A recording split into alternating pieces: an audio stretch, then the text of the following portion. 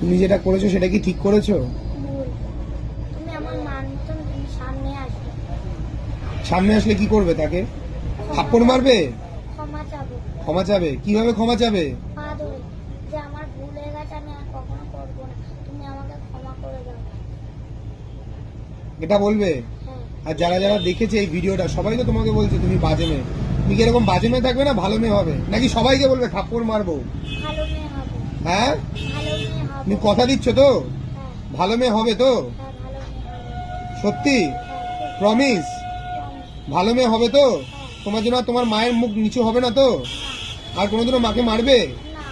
মাকে ভালোবাসবে তো? হ্যাঁ। গেটের ভিতরে যাবে তো? হ্যাঁ। সবার সামনে বলো আমাকে ক্ষমা করে দাও কাকিমা। আমাকে ক্ষমা করে দাও কাকিমা। আমি এই কথাটা ওকে এর জন্যই শিখিয়ে বলছি, তার কারণ ও সরিটুকুই জানে, ও সরির মানেও জানে না যে সরি মানে ক্ষমা করে দেওয়া। তো আমি এর জন্য ওকে এটা ওকে বলতে বলছি, তার কারণ ছোট